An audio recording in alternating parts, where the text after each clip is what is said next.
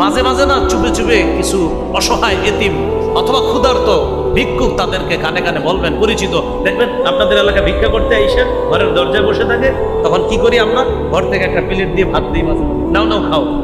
এই জাতীয় ভিক্ষুকদেরকে মাঝে মাঝে বলবেন, আগামী শুক্রবার জুমার নামাজের পরে তোমার পুরা পরিবার আমার বাড়িতে দাওয়াত।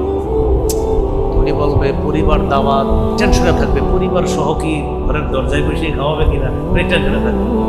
কিন্তু যখন পরে শুক্রবারে উনি আসবে, ঠিক আমাদেরকে যেখানে বসে খাওয়াইতেন ওই তার পরিবারকে ওখানে বসে আপনি খাওয়াবেন।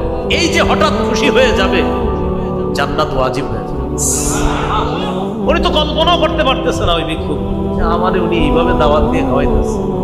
বলছিলাম ভাই দেখেন, আমরা কোটিপতি আত্মীয়কে অনেক খাওয়াই, আমরা কলিগকে অনেক খাওয়াই, আলেম ওলামাদেরকে অনেক খাওয়াই, এ মাহফিলকে কেন্দ্র করে আজকে অনেক আয়োজন হয়েছে। একটু ক্ষুধার্ত মানুষকে আপনি এইভাবে দাওয়াত দিয়ে খাওয়ানো, ইনশাল্লাহ আপনারা এই আমলগুলা চুপি চুপি করেন, আল্লাহর জান্নাত দুনিয়া থেকে কামাই করেন। আল্লাহ আমল করার তৌফিক দান করেন। ভালো করে মনে রাখবেন, ইসলামের সুন্দর একটা শিষ্টাচার হলো ক্ষুধার্তকে খাওয়ানো। সহিহ বুখারীর 12 নম্বর হাদিস, আন্না রাজুলান সাআলান নবিয়্য সাল্লাল্লাহু আলাইহি ওয়াসাল্লাম আইয়ুল ইসলামি খায়রুন ইয়া রাসূলুল্লাহ। এক ব্যক্তি আল্লাহ রাসূল সাল্লাল্লাহু আলাইহি সাল্লামকে জিজ্ঞাসা করলেন, ইসলামের কোন রীতিনীতিটা সবচেয়ে উত্তম ইয়া রাসূলুল্লাহ, আমি আপনার কাছে জানতে চাই। فقال رسول الله صلى الله عليه وسلم, আল্লাহ নবী বললেন, তুতঈমুত তাআম, ক্ষুধার্তকে তুমি খাবার খাওয়াও। এই আমলটা, এই কর্মটা ইসলামের সবচাইতে শ্রেষ্ঠ রীতিনীতির অন্তর্ভুক্ত হয়ে যায়। সবচেয়ে সুন্দর একটা রীতিনীতি, একটা শিষ্টাচার হলো ক্ষুধার্তকে খাওয়ানো। তো বলছিলাম এখন এই সুযোগ কিন্তু আমাদের সামনে, বানভাসী মানুষগুলার পাশে এইভাবে আমরা খাদ্য ইত্যাদি দিয়ে তাদের পাশে দাঁড়ানো। আলহামদুলিল্লাহ পানি শুকানোর দিকে, তো পানি শুকানোর পর এখন দরকার কি তাদের, এখন সাধারণত 4টা বিষয়ে গুরুত্ব দিতে হবে: খাদ্য, বস্ত্র, বাসস্থান, স্বাস্থ্যসেবা। শিক্ষাটা বললাম না এখন, কারণ শিক্ষার ব্যাপারে আলাদা আলোচনা, ঠিক আছে? আপাতত 4টা: খাদ্য, বস্ত্র, বাসস্থান, স্বাস্থ্যসেবা। ইনশাল্লাহ সুস্থ হয়ে গেলে এরপরে শিক্ষার আলোচনা আসবে যে কি কি হবে।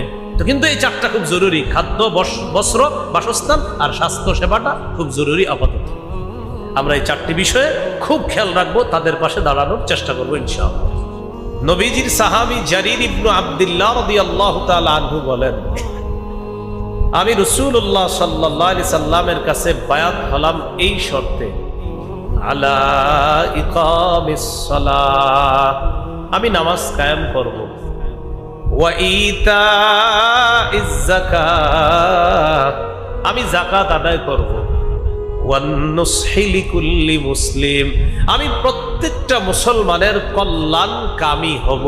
এই মর্মে আমি নবীর কাছে বায়াত হলাম।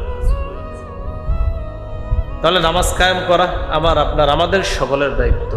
যাকাত আদায় করা আমার আপনার সকলের দায়িত্ব। যাদেরকে আল্লাহ যাকাত দেওয়ার তৌফিক দিবে, প্রত্যেকটা মুসলমানের কল্যাণ কামনা করা, এটা আমার আপনার সকলের দায়িত্ব। এই দায়িত্ব যথাযথভাবে আল্লাহ পালন করার তৌফিক দান করেন। সহিহ মুসলিম 2699 নম্বর হাদিস, 2699, মোট হাদিস সংখ্যা হবে 3033টা। এই হাদিসের মধ্যে আছে, قال رسول الله صلى الله عليه وسلم, الله في عون العبد ما كان العبد في عون أخيه, বান্দা যতক্ষণ তার ভাইকে সহযোগিতা করবে, ভাইয়ের সাহায্যে এগিয়ে যাবে, ততক্ষণ ওই বান্দাকে আল্লাহ সাহায্য করতেই থাকবে। আমি